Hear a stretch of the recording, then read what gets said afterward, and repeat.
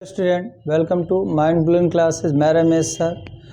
Active passives के क्रम में मैं इम्परेटिव सेंटेंस के पैसिव्स बनाने का सेकंड वीडियो लेके आया हूँ। इससे पहले मैंने फर्स्ट वीडियो इम्परेटिव सेंटेंस पे बना दिया जिसमें 2 रूल मैंने पढ़ाए थे। अब उसी के आगे मैं इस वीडियो में पढ़ाने जा रहा हूँ। तो आइए स्टूडेंट देखते हैं।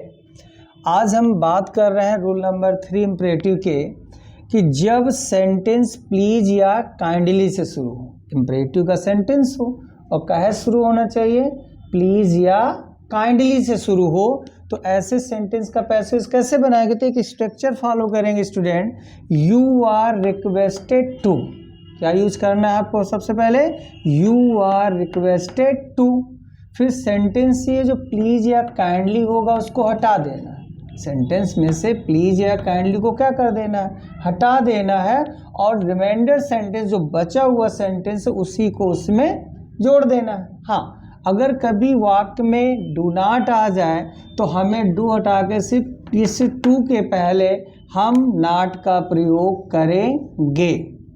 तो आइए इस एग्जाम्पल के माध्यम से देखते हैं। देखिए फर्स्ट सेंटेंस क्या कह रहा है स्टूडेंट कि प्लीज हेल्प मी। अब आप देखिए आपका सेंटेंस कहे से शुरू हुआ है? प्लीज से। तो जब प्लीज से चालू है तो सबसे पहले आपको कितना यूज करना है? यू आर रिक्वेस्टेड टू, और अगर डू नॉट हो तो नॉट टू। तो सबसे पहले हमने यहाँ यूज किया कि यू आर रिक्वेस्टेड। अब देखिए इसमें डू नॉट नहीं है तो सिर्फ टू का प्रयोग करेगा। अगर डोंट होता, डू नॉट होता तो नॉट टू। अब हमने कहा था जो प्लीज या काइंडली होगा उसको हटा देंगे और जितना सेंटेंस शेष बचेगा उसी को ऐड करेंगे। तो हमारे पास बचा क्या है? Help me. तो ये बन गया you are requested to help me, मतलब कि आपसे मेरी सहायता करने के लिए क्या की जा रही? आग्रह किया जा रहा है, आग्रह की जाती है, रिक्वेस्ट की जाती है। अगला सेंटेंस देखिए क्या कहे से चालू है आपका? प्लीज से चालू है ना, प्लीज से। अब यहाँ काइंडली भी आ जाएगा तो प्लीज या काइंडली सेम है। प्लीज आए तो भी यही रूल लगाना है, काइंडली आए तो भी यही रूल लगाना। तो प्लीज काइंडली आए तो सबसे पहले क्या यूज करना है आपको? यू आर रिक्वेस्टेड, और निगेटिव तो है नहीं है तो सिर्फ टू का प्रयोग कर दीजिए। अब you are requested to use कर दिया हमने। अब हमने कहा ये जो प्लीज या काइंडली आएगा इसे हटा देंगे और शेष सेंटेंस को ऐसे ही जैसा वैसे ऐड करना है। तो हमारे पास क्या बचा है? Do this work. तो बन गया you are requested to do this work.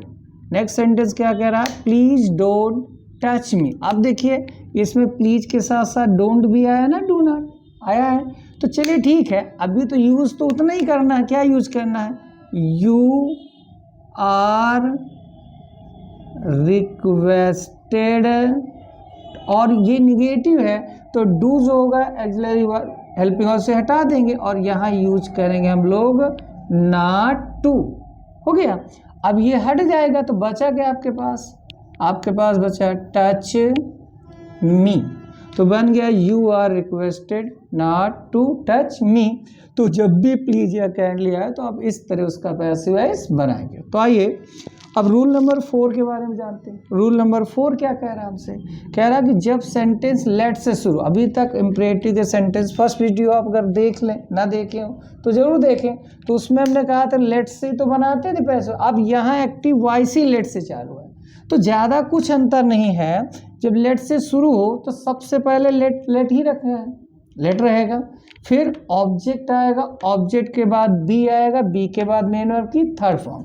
अब जो हम यहाँ अपनी तरफ से बाई यू लगाते थे अन्य रूलों में, तो यहाँ बाई के बाद यू नहीं है बल्कि लेट के बाद का जो ऑब्जेक्ट होगा, जो नाउन प्रोनाउन होगा, उसे हम यूज करेंगे। और इस स्ट्रक्चर का प्रयोग तब करेंगे जब उसमें ऑब्जेक्ट दिया हो।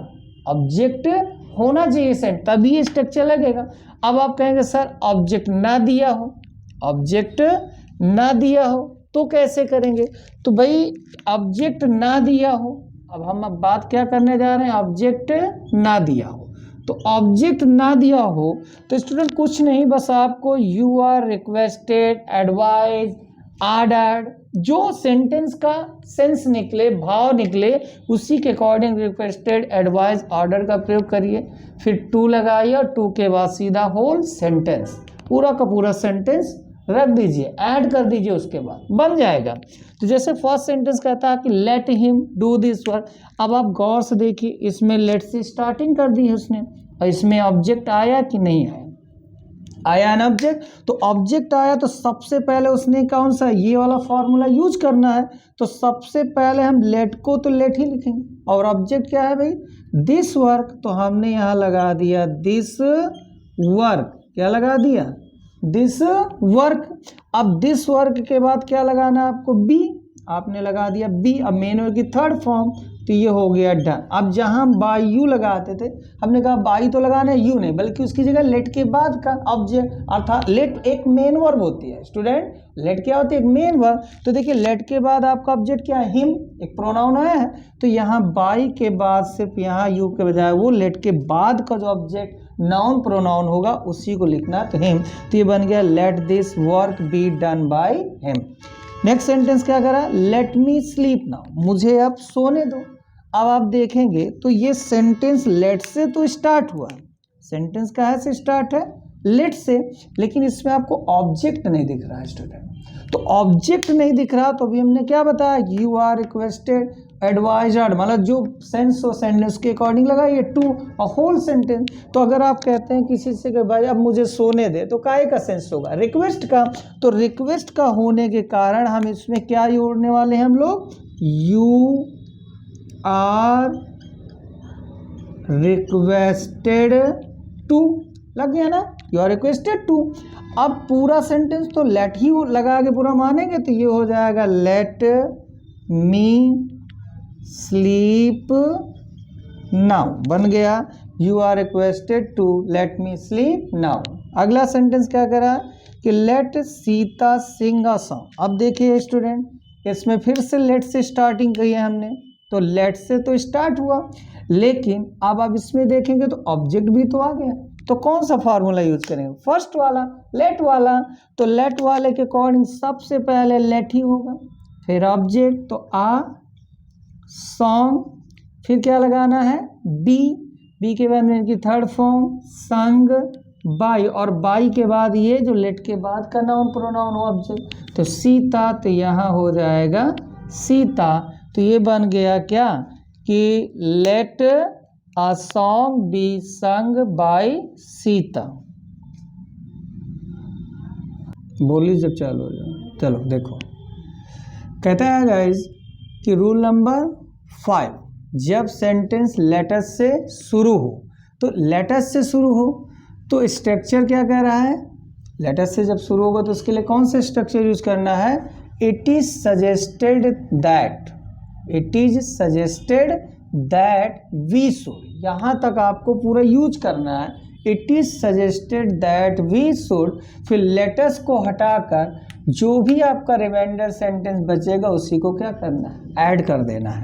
तो जैसे फर्स्ट सेंटेंस क्या कह रहा है कि let us go for walk, let us go for walk. तो अब let us go for walk, तो यहाँ पर जब आप देखोगे तो आपको अच्छे से समझ में आएगा कि जी सर सेंटेंस कैसे स्टार्ट है, लेट अस से। तीनों सेंटेंस आप देख लीजिए काहे से चालू हैं, तीनों लेटस से। अभी इसके पहले हमने लेट पढ़ा, अब ये लेटस है। तो लेटस वाले में यूज क्या करना है आपको, सबसे पहले इतना यूज करिए, it is suggested, suggested that we should, it is suggested that we should. अब लेटस को हटा दीजिए तो क्या बचा आपके पास, गो फॉर वॉक, ठीक है ना। तो it is suggested that we should go for walk.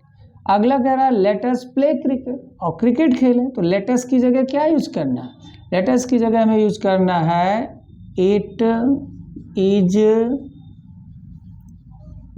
Suggested that we should, और लेटर्स को हटा के क्या बचा आपके पास, प्ले क्रिकेट।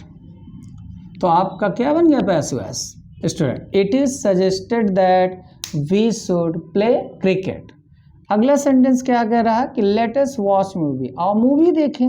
तो अब तो आप समझ ही गए होंगे कि लेट अस की जगह कितना क्या यूज करना है आपको, it is suggested that we should, ठीक है ना। और लेटर्स को छोड़ दे तो क्या बचा है रिमाइंडर सेंटेंस में, वॉच मूवी। तो देखिए स्टूडेंट, तो आपका इसका क्या बना passive voice, it is suggested that we should watch movie. तो इस तरह आप लेटेस्ट वाले सेंटेंस का पैसिव वॉइस बना सकते हैं। तो स्टूडेंट, यदि आपको वीडियो पसंद आया तो वीडियो को लाइक करें, चैनल को सब्सक्राइब करें। Thank you.